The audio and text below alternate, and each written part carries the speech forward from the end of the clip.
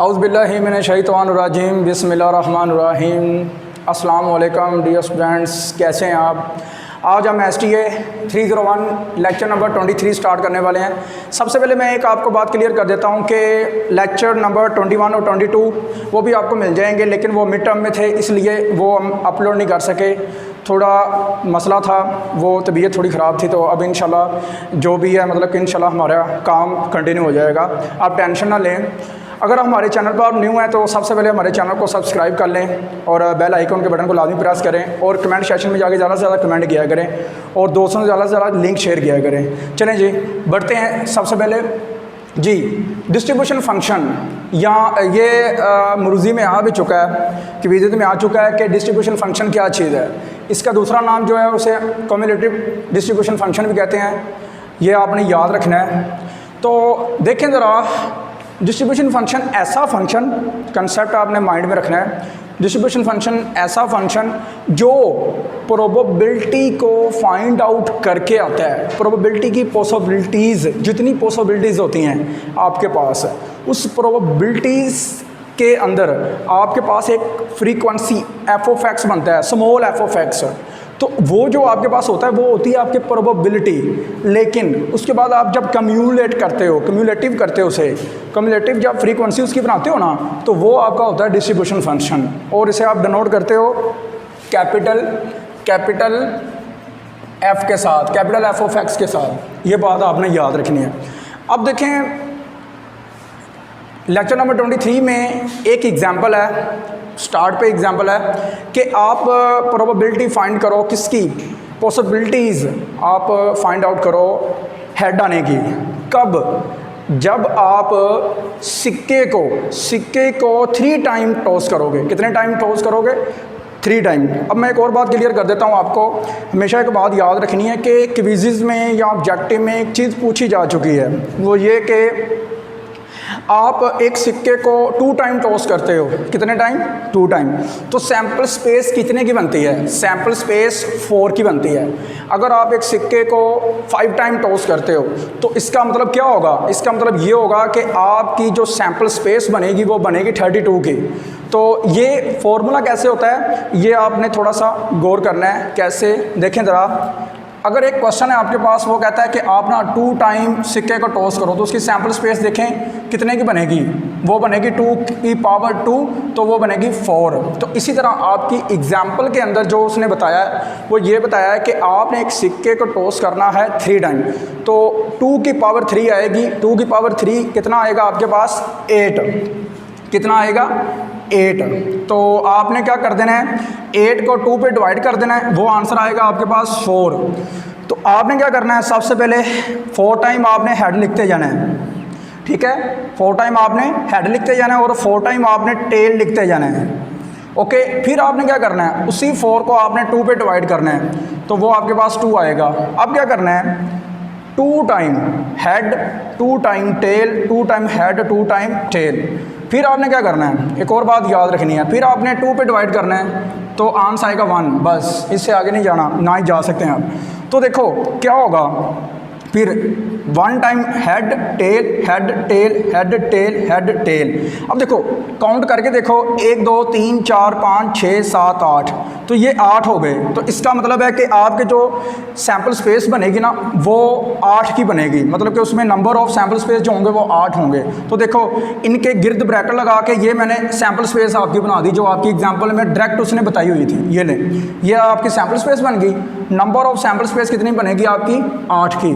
Okay, ये बात याद रखनी है। अब एक और बात याद रखनी है, सिक्का जितने टाइम टॉस किया जाएगा उतना ही आपका सैंपल साइज बनेगा। कितना सैंपल साइज बनेगा? सैंपल साइज किसे कहते हैं? देखो ये है सैंपल साइज। देखो 1 2 3, ठीक है, ये होता है सैंपल साइज। ठीक है, अब क्या होगा, सबको कंबाइन करने से नंबर ऑफ सैम्पल स्पेस बनेगी वो 8 की। अब आगे बढ़ते हैं। सबसे पहले उसने लिखा हुआ है कि आप ना प्रोबेबिलिटी फाइंड करो इसमें हेड आने की। हेड कितनी दफ़ा आ सकता है, कितनी पॉसिबिलिटीज़ हैं, ये वो। तो देखो सबसे पहले मैं बात करता हूँ, ये देखें ये तीनों कितने हैं? तीनों टेल हैं, तीनों टेल हैं, तो इसका मतलब है कि हेड इसमें 0 टाइम है। उसके बाद आप गौर करो, ये देखो, इसमें देखो एक दफ़ा सिर्फ, सॉरी इसमें एक दफ़ा टेल है और 2 दफ़ा हेड है। हेड एक टाइम होना चाहिए, ये लो, ये आपको मिल गया, उसके बाद ये मिल गया, उसके बाद ये मिल गया, उसके बाद ये मिल गया। तो देखो कितने नंबर ऐसे हैं जिसमें हेड एक दफ़ा भी आता है, 0 टाइम भी आता है, 2 टाइम भी आता है, 3 टाइम भी आता है। तो इसका मतलब ज़्यादा से ज़्यादा हेड 3 दफ़ा आएगा और कम से कम जो हेड आएगा वो 0 टाइम आएगा, आ ही नहीं सकता, टेल आ सकते हैं। तो इसका मतलब पॉसिबिलिटी क्या होगी? 0 से लेकर 3 तक, 0 से लेकर 3 तक। हाँ जी, आगे चलते हैं। Let x be the random variable, ठीक है ना, occurrence of number of heads. Number of heads का हमने डिनोट जो करवाया ना वो कैपिटल X के साथ करवा दिया, कैपिटल X 0 1 2 3। अब देखो f ऑफ 0 जी, f ऑफ 0 मतलब कि प्रोबेबिलिटी को डिनोट करता है। Probability of x equal to 0 कब होगी? अब देखो कब हो सकती है इसकी हेड की प्रोबेबिलिटी 0? जब क्या होगा, आपके पास तीनों टेल आए, तीनों क्या आए? टेल, तो x इक्वल टू 0 होगा। देखें तीनों टेल आ गए, तो कितने नंबर ऐसे हैं जिसमें हेड 0 टाइम आता है? एक, वो टेल वाला, तो 1/8 आ गया। ओके, उसके बाद क्या होगा? ऐसे नंबर ढूंढो जिसमें सिर्फ एक दफ़ा हेड आता है, एक दफ़ा हेड आता है। तो देखो f of 1, f of x equal to 1, तो देखो 1 2 3 बटा टोटल क्या आ जाएगा? Total number of sample space 8 आ गया। उसके बाद आगे चलें, जिसमें 2 टाइम जो है ना आपका हेड आता है, तो देख लो 1 2 और 1 और 2, 3/8 आ गया। फिर 3 टाइम के लिए चेक करना है, तो वो क्या होगा? सारे के सारे हेड होने चाहिए, तो वो सिर्फ 1 है, 1/8 आ गया। लें जी, ये तो आ गई आपके पास सारी की सारी प्रोबेबिलिटी, फ्रीक्वेंसी यही है, ये बात याद रखना भी फ्रीक्वेंसी है। तो देन क्या करना है? Now we have to calculate the probability distribution function. The probability distribution function FDF, इसका मतलब ये है नंबर ऑफ हेड्स x के साथ डिनोट किए हैं, 0 1 2 3। इसकी प्रोबेबिलिटी जो हमने सारी की सारी फाइंड आउट की है, तो वो क्या आ जाएगा? 1/8 3/8 3/8 और 1/8। पीछे से सारी वैल्यू मैंने ये पिकअप की है, ये वाली, ये मैंने सारी लगा दी वैल्यू। समझ लगी बात की ना? आई होप समझ लगी होगी इसके। अब उसके बाद देखें कम्युलेटिव प्रोबेबिलिटी। जी, कम्युलेटिव प्रोबेबिलिटी कैसे निकालते हैं? ये एज इट इज़ यहाँ पर आपने लिख देना है। उसके बाद क्या करना है? ये लिख दिया वैसे ही। अब ये वाला जो है ना, इसमें ऐड करना है, इन दोनों को ऐड करके आएगा 4/8। अब क्या करना है? 4/8 वैसे ही आपने लिख देना है, और इसमें ये वाला ऐड करना है, तो कितना आएगा? 7/8। फिर क्या करना है? 7/8, ये आंसर वैसे ही इधर लिख देना है, और ये इसमें ऐड करना है 1/8। कितना आएगा? देखिए जरा, ये आपके पास आएगा 8/8, दोनों कट जाएंगे तो आंसर आएगा 1, और ये आंसर आपके पास 1 आना चाहिए। जी डियर स्टूडेंट, आगे हम करेंगे कि इसका फंक्शन कैसे बनाना है। इसका फंक्शन बेसिकली कोई ज़रूरी नहीं है, ये बात याद रखनी है, फंक्शन बनाना ज़रूरी नहीं है। वो जो आपने एक टेबल ड्रा कर लिया था ना, वही है सारा कुछ, ठीक है। फिर भी मैं ज़रा थोड़ा सा आपको बता देता हूँ फंक्शन का। फंक्शन ये देखें, 0 कब प्रोबेबिलिटी का आंसर आ सकता है? जब इम्पॉसिबल इवेंट होते हैं। इम्पॉसिबल इवेंट मतलब कि जिस चीज़ की आप प्रोबेबिलिटी निकालने जा रहे हो ना, वो चीज़ एग्जिस्ट ही ना करे। फॉर एग्जांपल यहाँ पे देखा था कि हेड था, हेड की प्रोबेबिलिटी निकालनी थी ना, तो लेकिन तीनों टेल आ गए थे, तो वहाँ पर इम्पॉसिबल इवेंट, समझ लगी बात की। उसका आंसर हमारे पास क्या आया था? इम्पॉसिबल इवेंट में 1/8 आया था, लेकिन उसमें जो मतलब कि हेड की तादाद थी वो कितनी थी? वो 0 थी। समझ लगी बात की। तो देखो क्या होगा कि जब भी कोई नेगेटिव नंबर आएगा, प्रोबेबिलिटी नेगेटिव नंबर के लिए एग्जिस्ट ही नहीं करती। हमेशा बात याद रखनी है, प्रोबेबिलिटी जो लाई करती है ना, वो 0 और 1 के बिटवीन, और 0 भी हो सकती है और 1 भी हो सकती है। 0 होगी तो याद रखना प्रोबेबिलिटी का आंसर अगर आपके पास 0 आता है तो देन इम्पॉसिबल इवेंट। समझ लगी बात की? Impossible event. अगर आता है आपके पास 1 तो फिर होता है श्योर इवेंट। क्या होता है? Sure event. ये चीज़ें क्विज़ में पूछता है, वो इंपॉर्टेंट चीज़ें मैं साथ साथ आपको बताता जाता होता हूँ, ठीक है। उसके बाद हम चलते हैं कि देखो, अब देखें, या तो 0 आएगा, 0 आ गया, शामिल है, इंक्लूड है, इसका मतलब होता है शामिल, इंक्लूड, ठीक है। इसका मतलब ये इक्वलिटी के साथ जी इक्वल का साइन भी लगाएंगे तो इसका मतलब है इंक्लूड बात हो चुकी है।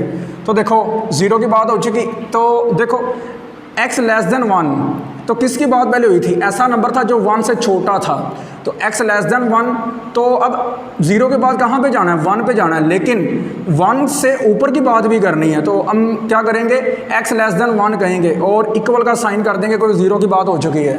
अब उसके बाद नीचे आ जाएं, नीचे क्या करेंगे, अब देखो एक और बात है, 0 इम्पॉसिबल इवेंट, 1 के लिए आंसर ये आया था, 1 के लिए 1/8, उसके बाद 2 के लिए जो आंसर आया था वो क्या आया था 4/8, 3 के लिए क्या आया आंसर, वो 7/8 आया था। और उसके बाद अगर हम 3 की बात करें या 3 से आगे जाने की बात करें तो नहीं कर सकते, 3 से आगे नहीं जाएंगे, 3 तक रहेंगे। तो क्या हुआ था, हमारे पास टोटल जो एंड पे जो आंसर आया था ना, देखो वो हमारे पास आंसर आया था, क्या आंसर आया था 1, मतलब कि जो हमने कॉलम बनाया था ना इसका f(x) का, सारे ऐडअप करके हमारे पास 1 आंसर आया था, और ये सारा मैंने उधर से पिकअप किया है। ओके, तो ये बात आपने याद रखनी है कि बड़े की बात नहीं कर सकते, 3 से बढ़ेगी, 3 के इक्वल की बात कर सकते हैं। तो यहाँ पर कई स्टूडेंट कहेंगे यहाँ पर x = 3 क्यों नहीं लिखा था, तो हमेशा पर बात याद रखनी है, यहाँ पर इक्वल का साइन जो वो एग्जिस्ट नहीं करता, यहाँ पर साइन करेगा आपके पास मतलब कि इनक्वालिटी का। तो ये मैंने आपको पहले भी क्लियर किया कि आपने टेबल बना दिया, आपका क्वेश्चन पूरा हो गया। ये बस मैंने आपको फिर भी एक कंसेप्ट के तौर पे बता दिया कि ये कैसे करना आपने। टाइप आगे जी नेक्स्ट एग्जांपल है आपकी, आगे एग्जांपल है वो ध्यान से आपने करनी है। गर्मी बहुत है, क्या करें कि बस जैसे भी आपको डिलीवर किया जा रहा है आपने बस ध्यान से करना है।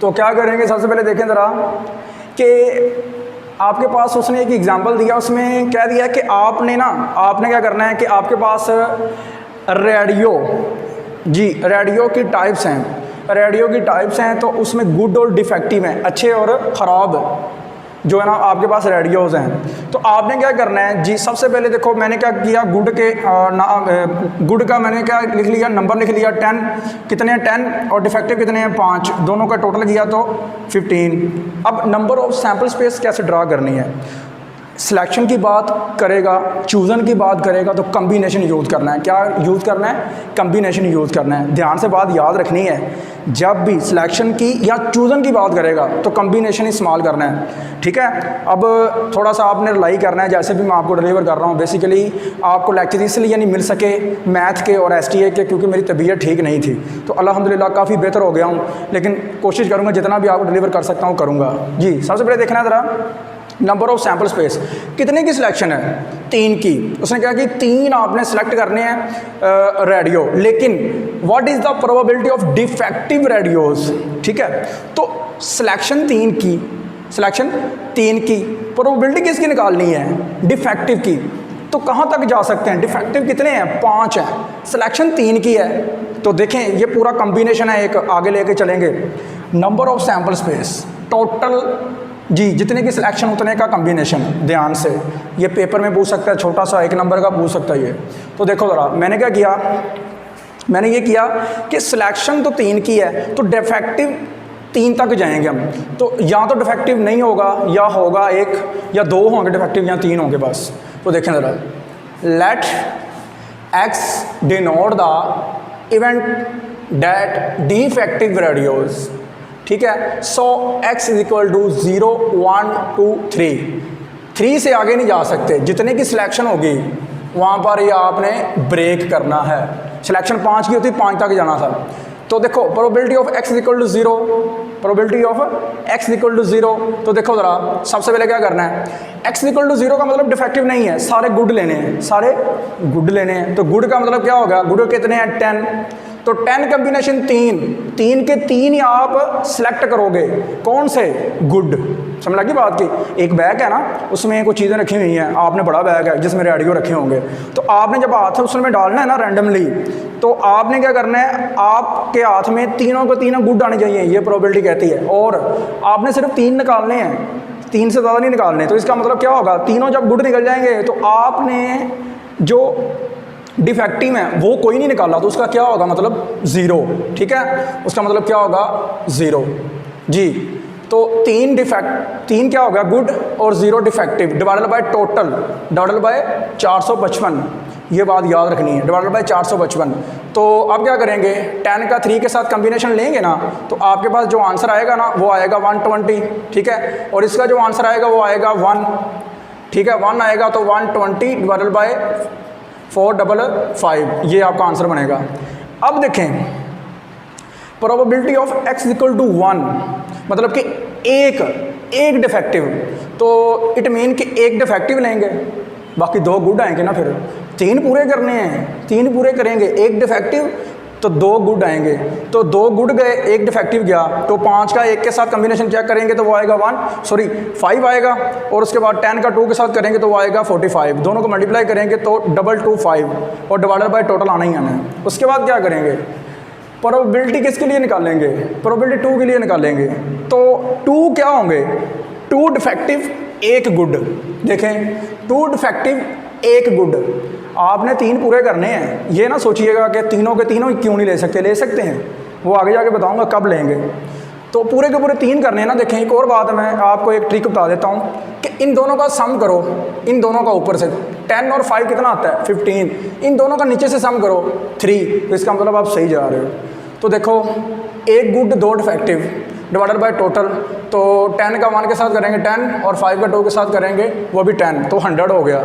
उसके बाद क्या करेंगे, अब देखें 2 आपने डिफेक्टिव ले लिए, 1 भी ले लिए और 0 भी ले लिया, अब 3, तो 3 डिफेक्टिव लेंगे और 1 गुड और 0 गुड आएगा। तो इसका आंसर आएगा 1, इसका कितना आएगा 10, दोनों को मल्टीप्लाई करेंगे 10 बाय क्या आएगा 455। चलें जी, ये अब आगे देखते हैं इसका फंक्शन जो है वो कैसे क्रिएट करेंगे।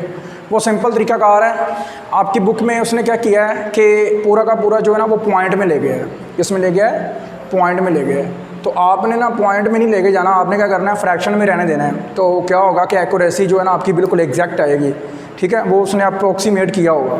तो देखें करना क्या है, नंबर ऑफ़ रेडियोस 0 1 2 3, प्रोबेबिलिटी सारी आ गई उसकी, ठीक है। और उसके बाद देखें इसका फंक्शन जो है डिस्ट्रीब्यूशन फंक्शन कैसे क्रिएट करना है, वो सिंपल वही सारा पिछला तरीकाकार, ये सिंपल ऐसे लिख देना है, इन दोनों को ऐड अप करना है, आपके पास ये आंसर आएगा। फिर क्या करना है, आंसर में फिर ये ऐड करना है, तो ये आंसर आएगा। फिर आंसर जो उधर से आपका आंसर आया उसमें ये ऐड करना है, और इसका आंसर क्या आएगा 455 divided by 455 equal to 1। Accuracy देख लें कितनी ज़बरदस्त सही है।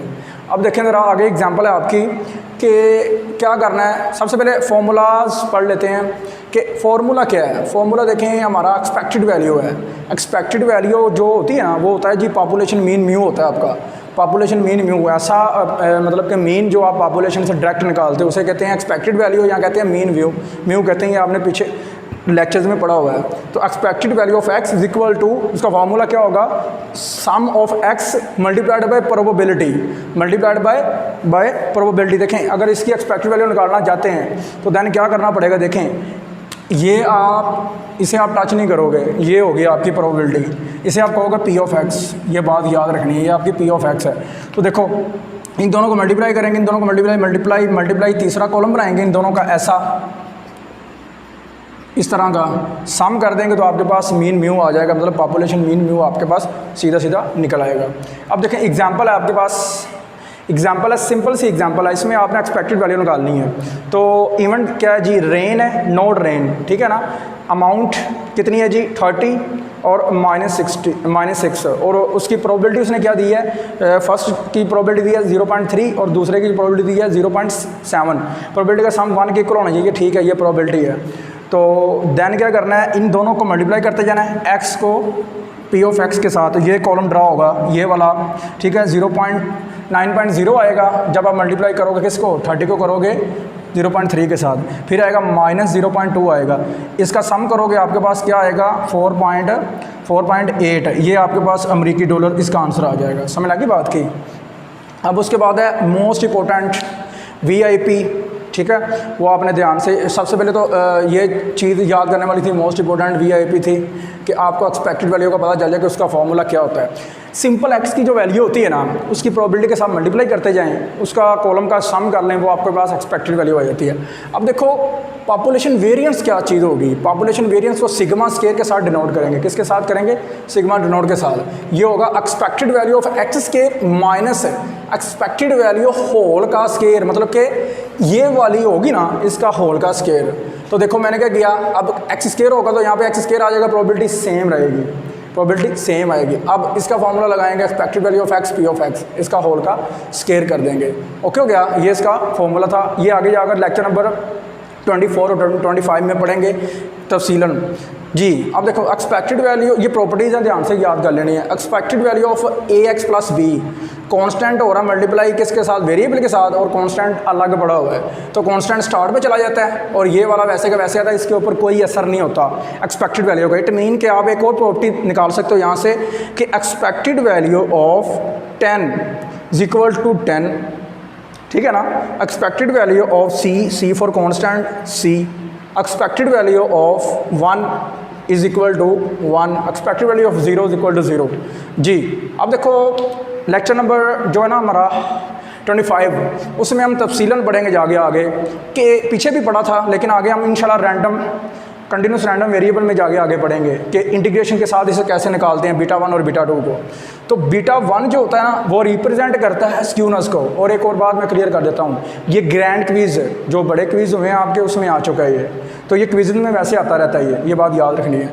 बीटा 1 का नाम क्या होता है जी, स्क्यूनेस, और बीटा 2 का नाम जो होता है ना वो होता है कर्टोसिस, ठीक है। ये ग्रैंड क्विज़ में आ चुका है, ये बात याद रखनी है आपने जी। आगे चलते हैं हम, आगे एग्जाम्पल आपकी है, उसमें उसने लिखा हुआ है कि एक्सपेक्टेड वैल्यू निकालो। क्या निकालो, एक्सपेक्टेड वैल्यू निकालो, और उसके बाद क्या निकालो, एक्सपेक्टेड वैल्यू 2x प्लस 3 की भी निकालो।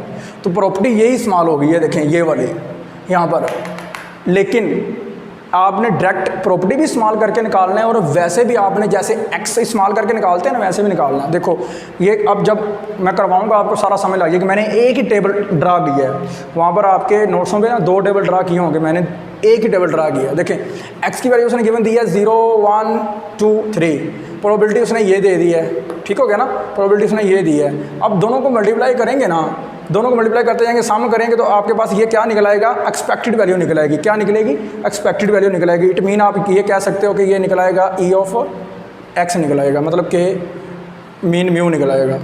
समझ लगी बात की।